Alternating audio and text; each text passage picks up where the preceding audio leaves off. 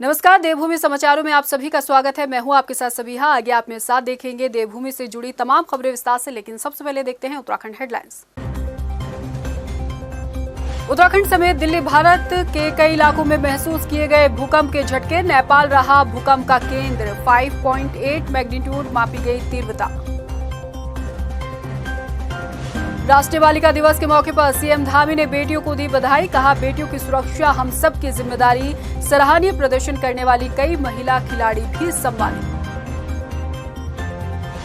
मुख्यमंत्री धामी ने भर्ती परीक्षाओं में तेजी लाने के दिए निर्देश। शासन स्तर पर हर 15 दिन में होगी समीक्षा। कहा, सभी भर्ती प्रक्रियाएं हो पूरी पारदर्शिता के साथ सुनिश्चित। बद्रीनाथ यात्रा कराने के नतीजे पर पहुंचने के लिए सरकार को वैज्ञानिकों की रिपोर्ट का इंतजार। 3 से 4 हफ्तों में रिपोर्ट आने की संभावना। 4 धाम यात्रा को लेकर भी बढ़ी सरकार की चुनौतियां। और इस बार गणतंत्र दिवस पर गढ़वाल से लेकर कुमाऊं की संस्कृति के दिखेंगे रंग। दून के परेड ग्राउंड में जोरों पर चल रही रिहर्सल। डीएम और एसएसपी ने निरीक्षण कर लिया अपडेट। और बुलेटिन की शुरुआत बड़ी खबर के साथ। उत्तराखंड समेत दिल्ली भारत के इलाकों में भूकंप के झटके महसूस किए गए। उत्तराखंड की बात करें तो गढ़वाल और कुमाऊं में आज दोपहर करीब 2:29 पर भूकंप के झटके महसूस हुए। देहरादून, चमोली, श्रीनगर, गढ़वाल, चंपावत, पंतनगर, भीमताल, बागेश्वर, हल्द्वानी, रुद्रपुर, पहाड़पानी और नैनीताल समेत रामनगर में भूकंप के झटकों को महसूस किया गया। भूकंप के झटके महसूस होते ही लोग अपने घरों और दुकानों से बाहर निकल आए। हालांकि भूकंप का केंद्र नेपाल बताया गया है। पिथौरागढ़ आपदा प्रबंधन विभाग के मुताबिक भूकंप की तीव्रता 5.8 मैग्नीट्यूड मापी गई है। फिलहाल भूकंप से किसी तरह के नुकसान की कोई खबर नहीं। राष्ट्रीय बालिका दिवस के मौके पर राजधानी देहरादून में उत्तराखंड खेल विभाग और राष्ट्रीय महिला आयोग की तरफ से कार्यशाला आयोजित की गई। कार्यशाला में मुख्य अतिथि के तौर पर मुख्यमंत्री पुष्कर सिंह धामी शामिल हुए। सीएम धामी ने बालिकाओं को बालिका दिवस की बधाई देते हुए कहा कि राज्य सरकार महिलाओं और उनकी सुरक्षा से जुड़ी योजनाओं पर कई नीतियों पर काम कर रही है, ताकि प्रदेश की महिलाएं देश दुनिया में अपना नाम रोशन कर सके। वहीं खेल मंत्री रेखा आर्य ने कहा कि खिलाड़ियों को प्रोत्साहित करने के लिए विभाग ने खेल छात्रवृत्ति देने के लिए उदयमान योजना से बालिकाओं की संख्या को बालकों के बराबर किया है। खेल मंत्री ने कहा कि इस साल के अंत तक महिला खिलाड़ियों को सरकारी नौकरी देने की कार्य योजना भी तैयार कर दी जाएगी। देखिए, बहुत सारे जो बालिकाओं के लिए, हमारी मातृशक्ति के लिए हम लोग उत्तराखंड की सरकार प्रतिबद्ध है। जहां महिलाओं का सशक्तिकरण होना चाहिए, वहीं सुरक्षा भी होनी चाहिए। उसको लेकर विभिन्न योजनाएं हमने चलाई हैं। गौरा ऐप भी अभी हम लोगों ने पिछले दिनों लॉन्च किया है, जिसके माध्यम से जहां सुरक्षा होगी वहीं सशक्तिकरण भी विशेष रूप से ध्यान देकर, खेलों का क्षेत्र हो या कोई भी क्षेत्र हो, हर क्षेत्र में हमारी मातृशक्ति आगे आए। और हमें बहुत गर्व है कि हमारे प्रदेश की मातृशक्ति ने विभिन्न स्थानों पर, देश और अंतर्राष्ट्रीय स्तर पर हमारे प्रदेश का नाम रोशन करने का काम किया है। देखिए, सर्वप्रथम तो मैं अपने प्रदेश के सभी बालिकाओं को राष्ट्रीय बालिका दिवस की ढेर सारी शुभकामनाएं देती हूं। और रही बात कि बालिकाओं को खिलाड़ी के रूप में हो या बालिकाओं को उनके अच्छे भविष्य के रूप में हो, सरकार अपनी ओर से दोनों ही दिशाओं में उनको उसको सुनिश्चित कर रही है।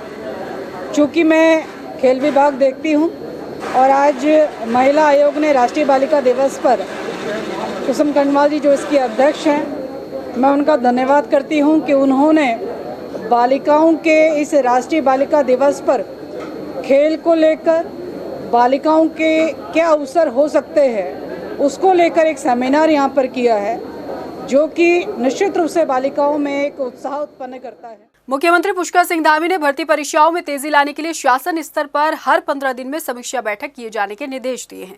सीएम ने कहा कि सभी विभागों से रिक्त पदों का पूरा ब्यौरा लेकर जल्द से जल्द अधियाचन भेजे जाएं। इसके अलावा जहां पर तदर्थ और आउटसोर्सिंग के जरिए नियुक्तियां होनी है, उनमें भर्ती प्रक्रिया में भी तेजी लाई जाए। मुख्यमंत्री पुष्कर सिंह धामी ने मीडिया से बातचीत में कहा कि राज्य सरकार की तरफ से प्रदेश के युवाओं को रोजगार के भरपूर मौके दिए जाएंगे। उन्होंने कहा कि सभी भर्ती प्रक्रियाएं पूरी पारदर्शिता के साथ सुनिश्चित की जाए। उसके लिए हमने तय किया है कि प्रत्येक 15 दिन पर 2 कार्यक्रम लगातार चलेंगे। एक तो जितनी भी प्रदेश के अंदर नियुक्तियां होनी है उसको मुख्यमंत्री कार्यालय मेरे स्तर से और हमारे सभी अधिकारियों के स्तर से उसकी लगातार मॉनिटरिंग की जाएगी। और साथ ही साथ जो हमने 2025 तक देवभूमि को ड्रग्स फ्री करने का जो लक्ष्य लिया है, संकल्प लिया है, उन दोनों ही अभियानों को लगातार गति देने का काम, लगातार उनकी समीक्षा का काम अनवरत रूप से चलेगा।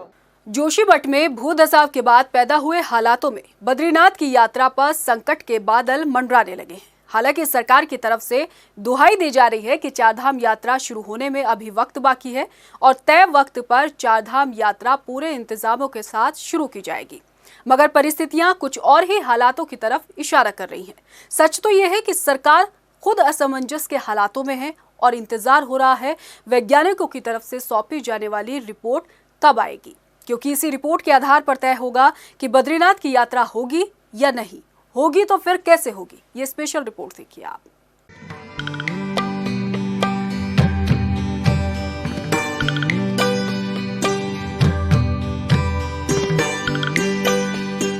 उत्तराखंड की चारधाम यात्रा देश भर में प्रसिद्ध होने के साथ प्रदेश के पर्यटन की रीढ़ भी है।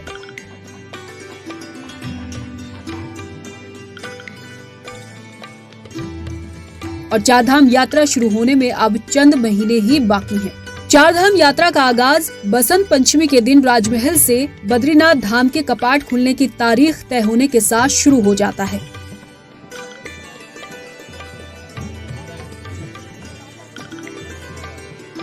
ऐसे में सरकार के पास तैयारियों को मुकम्मल करने के लिए वक्त भी अब कम ही बाकी है। इस बीच चारधाम यात्रा को लेकर उठ रहे सवालों के लिए जोशीमठ में भूधसाव के बाद खड़े हुए हालात जिम्मेदार माने जा रहे हैं। जोशीमठ में भूधसाव के बाद राष्ट्रीय राजमार्ग पर आई दरारों के कारण अप्रैल महीने में शुरू होने वाली बद्रीनाथ यात्रा को लेकर सरकार खुद असमंजस में है कि यात्रा को कराया जाए तो आखिर कैसे। जोशीमठ में भूधसाव के बाद राष्ट्रीय राजमार्ग पर आई दरारों को 3 महीने के अंदर दुरुस्त कर पाना कहीं से कहीं तक संभव नहीं है। ऐसे में सरकार वैज्ञानिकों की तरफ से मिलने वाली रिपोर्ट के इंतजार में है, ताकि बद्रीनाथ की यात्रा को लेकर किसी नतीजे पर पहुंचा जा सके। सरकार की चिंताएं बढ़ना लाजमी इसलिए भी है क्योंकि पिछले साल जोशीमठ से होते हुए राष्ट्रीय राजमार्ग से करीब 17 लाख श्रद्धालु गुजरे थे और इसी राष्ट्रीय राजमार्ग पर दरारें आई हैं। मौजूदा वक्त में इस राष्ट्रीय राजमार्ग की कंडीशन ऐसी नहीं कि इतना भार सह सके। हालांकि इस बारे में अभी कोई आधिकारिक रिपोर्ट फिलहाल नहीं आई है, जबकि सरकार भी साफ कर चुकी है कि बद्रीनाथ की यात्रा पुराने रूट जोशीमठ से ही की जाएगी। मुख्यमंत्री पुष्कर सिंह धामी भी कह चुके हैं कि चारधाम यात्रा को तय वक्त पर शुरू किया जाएगा और जोशीमठ में चल रहे हालात इसके आड़े नहीं आएंगे। आपदा प्रबंधन सचिव रंजीत सिन्हा ने भी इस बात की पुष्टि की है कि बद्रीनाथ हाईवे पर कुछ जगहों पर दरारें आई हैं, लेकिन अच्छी बात यह है कि उनमें बढ़ोतरी नहीं हो रही। राष्ट्रीय राजमार्ग के धंसने की आशंका के सवाल पर उन्होंने कहा कि इस पहलू पर तकनीकी संस्थाओं की फाइनल रिपोर्ट का इंतजार हो रहा है। 3 से 4 हफ्ते के भीतर सरकार को ये रिपोर्ट मिलेगी और उसके बाद ही सरकार किसी नतीजे पर पहुंचेगी। जोशीमठ देविया आपदा को लेकर मुख्यमंत्री पुष्कर सिंह धामी ने बड़ा बयान दिया है। उनका कहना है कि जोशीमठ देविया आपदा पर सियासत नहीं होनी चाहिए। उनका ये भी कहना है कि जिस तरह से जोशीमठ के हालातों को दिखाया जा रहा है वो ठीक नहीं है, क्योंकि 70% लोग आज भी अपना काम जोशीमठ में रहकर कर रहे हैं। साथ ही दुकानें भी खुली हैं। सीएम ने कहा कि सरकार विस्थापितों के लिए हर संभव काम कर रही है। मुख्यमंत्री पुष्कर सिंह धामी ने कांग्रेस के बयानों पर जवाब देते हुए राजनीति न करने की सलाह दी है, क्योंकि राहुल गांधी ने भी जोशीमठ को लेकर सवाल खड़े किए थे। मैं यही कहना चाहता हूं कि ये समय राजनीति करने का समय नहीं है और जोशीमठ में जो आपदा आई है उसके लिए जो समुचित प्रबंध हो सकता है, जितनी भी सरकार के द्वारा काम हो सकते हैं, उन सभी कामों को बढ़ाया जा रहा है। माननीय प्रधानमंत्री मोदी जी लगातार स्वयं उसकी मॉनिटरिंग कर रहे हैं। आज 8 संस्थान वहाँ पर काम कर रहे हैं, अपने सर्वेक्षण कर रहे हैं। भारत सरकार की सारी टीमें लगी हुई है, एनडीएमए की टीम भी वहाँ पर लगी हुई है।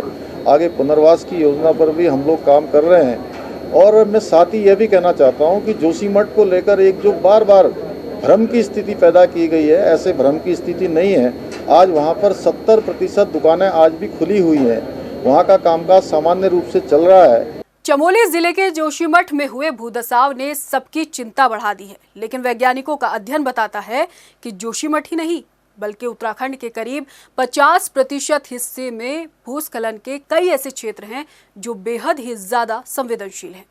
अंदाजा इस बात से लगाया जा सकता है कि राज्य में अब तक 6,536 लैंडस्लाइड जोन चिन्हित किए जा चुके हैं। ये उत्तराखंड जैसे पहाड़ी राज्य के लिए किसी बड़े खतरे से कम नहीं माने जा सकते।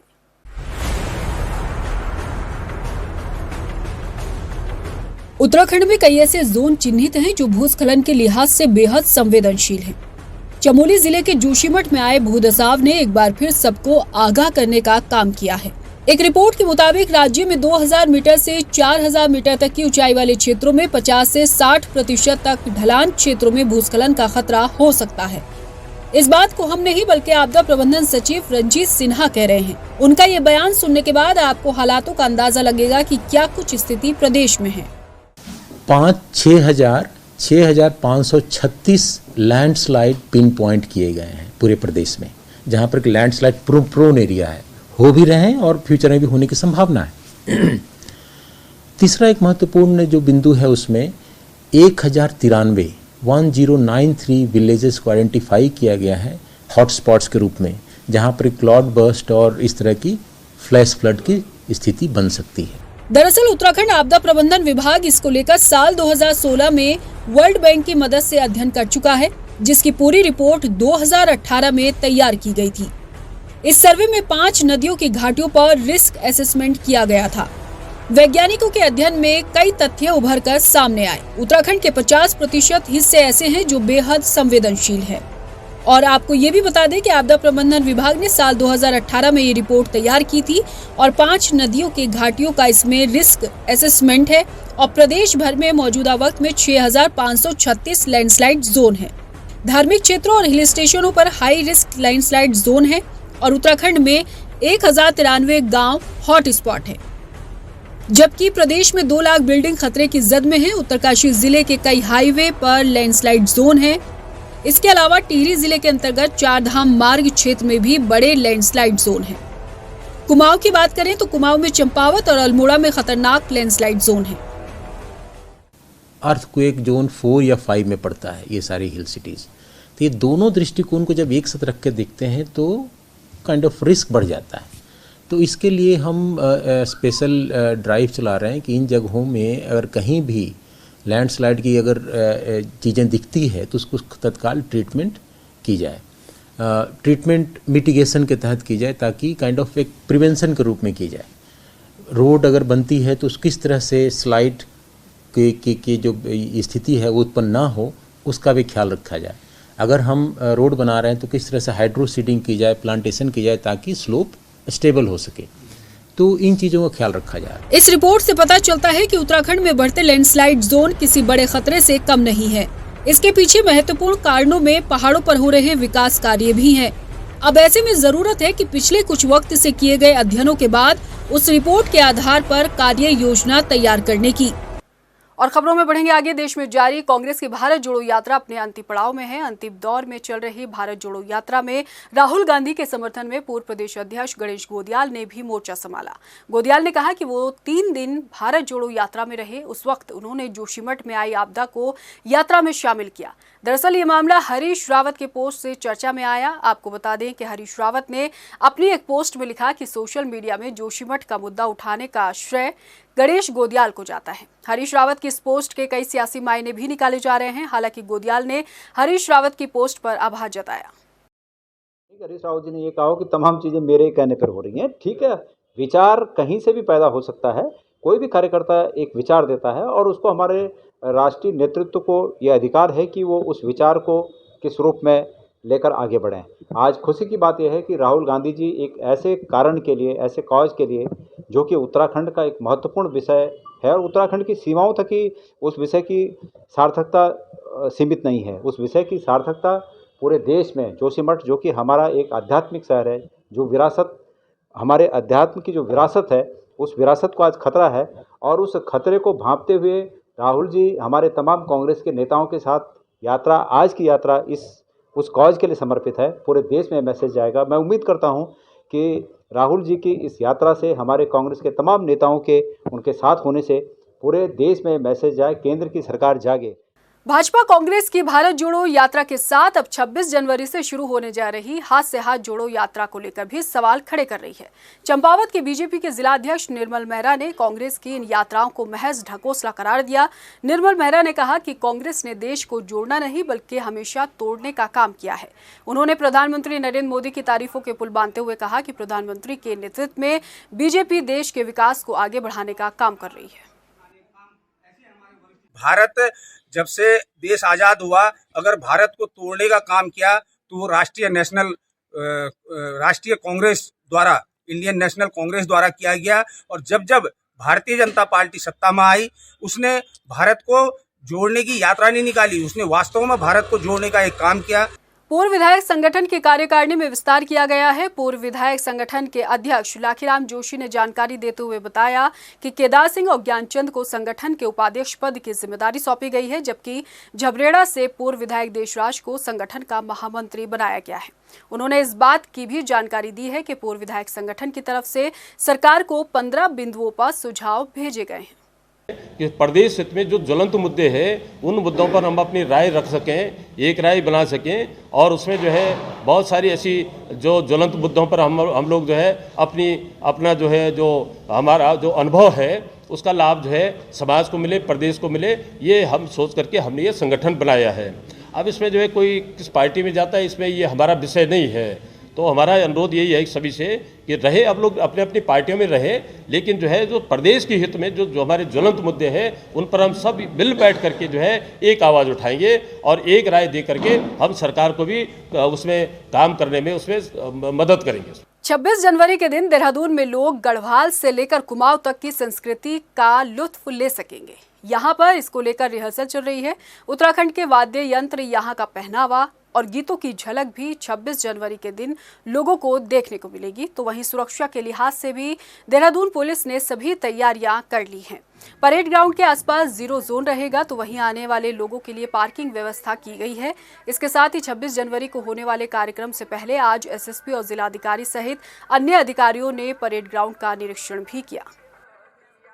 परेड ग्राउंड में 26 जनवरी का समारोह होना है और अभी तैयारियां चल रही हैं, पंडाल लग रहे हैं। साथ ही साथ जो हमारी टोलियां हैं, झांकियां हैं और परेड है, उसकी भी रिहर्सल चल रही है। तो सभी तैयारियां ऑलमोस्ट फाइनल स्टेज पे हैं और हम एक भव्य समारोह कराने की पूरी कोशिश में हैं। 10 टोलियां हैं आपके, हमारे पुलिस का भी है, सीआरपीएफ का, आईटीबीपी का है, आर्मी का है और एक बैंड आर्मी का भी है। इसके साथ साथ झांकियाँ हैं, कल्चरल प्रोग्राम्स हैं और सुरक्षा की चाक चौबंद व्यवस्थाएँ रहेंगी। ग्राउंड के आसपास 0 जोन रहेगा, इसमें गाड़ियों का मूवमेंट बिल्कुल नहीं होगा। वीआईपी के जो आगमन का रास्ता वो दूसरा है और सामान्य आदमी का रास्ता दूसरा है। उत्तराखंड रोडवेज कर्मचारी संयुक्त मोर्चा एक बार फिर से राज्य सरकार और परिवहन निगम के खिलाफ मुखर हो गया है। इसको लेकर हल्द्वानी रोडवेज स्टेशन में सैकड़ों कर्मचारियों ने धरना दिया, सरकार के खिलाफ नारेबाजी भी की। प्रदर्शन कर रहे कर्मचारियों ने संविदा विशेष श्रेणी कर्मचारियों को नियमित करने और मृतक आश्रितों को तत्काल नियुक्ति देने की मांग के साथ ही परिवहन निगम पर अनुबंधित बसों का बेड़ा बढ़ाने और अपनी बसों को कम करने का षड्यंत्र रचने का आरोप लगाया है। रोडवेज कर्मचारियों ने सरकार और परिवहन निगम को चेतावनी देते हुए 31 जनवरी तक उनकी मांगे पूरी करने का अल्टीमेटम दिया है, नहीं तो हड़ताल और चक्का जाम करने की भी चेतावनी दी गई है। कि यहाँ पर लगातार अनुबंधित गाड़ियों का बसबेड़ा बढ़ाया जा रहा है, लगातार अनुबंधित गाड़ियों का बसबेड़ा बढ़ाया जा रहा है और जो निगम की अपनी गाड़ियाँ हैं वो कार्यशालाओं में स्पेयर पार्ट के अभाव में, टायर के अभाव में, तमाम छोटे छोटे काम के अभाव में जो गाड़ियाँ हर डिपो में 20-20, 25-25 गाड़ियाँ निगम की जो अपनी गाड़ी है वो खड़ी हुई हैं, तो उससे जो है निगम का नुकसान हो रहा है। 27 तारीख को देहरादून में हमारा और बड़ा कार्यक्रम होगा धरने का और उसके बाद 31 तारीख की मध्य रात्रि से हड़ताल चक्का जाम का हमारा कार्यक्रम है। पौड़ी जिले में 2 इनामी अभियुक्तों को पुलिस ने तमिलनाडु और बिहार से गिरफ्तार किया है। आपको बता दें कि फरार चल रहे इनामी बदमाशों की धरपकड़ के लिए विशेष अभियान चलाया जा रहा है, जिसके तहत ये कार्रवाई की गई है। पकड़ा गया अरुण राज चौलैया नाम का अभियुक्त अब तक श्रीनगर, ऋषिकेश, रुद्रप्रयाग समेत प्रदेश के कई इलाकों से भी लोगों को अपनी ठगी का शिकार बना चुका है। एसएसपी ने बताया कि अब तक 8 इनामी अभियुक्तों को पुलिस ने गिरफ्तार किया है, बाकी बदमाशों को पकड़ने के लिए अभियान जारी है। लगातार हमारा जो है इनामी अपराधियों के खिलाफ अभियान चालू है और अब तक हमने 8 इनामी अपराधी जो है वो गिरफ्तार किए हैं।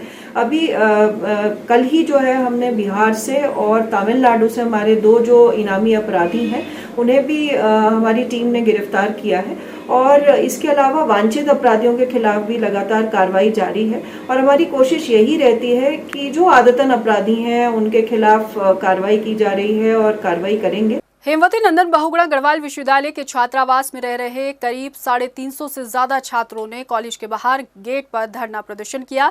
छात्रों का प्रशासन पर आरोप है कि उन्हें हॉस्टल में ना तो शुद्ध खाना दिया जाता है और ना ही यहां व्यवस्थाएं ही दुरुस्त हैं। छात्रों ने कॉलेज प्रशासन को चेतावनी देते हुए कहा कि जब तक सभी व्यवस्थाएं दुरुस्त नहीं हो जाती हैं उनका धरना प्रदर्शन जारी रहेगा।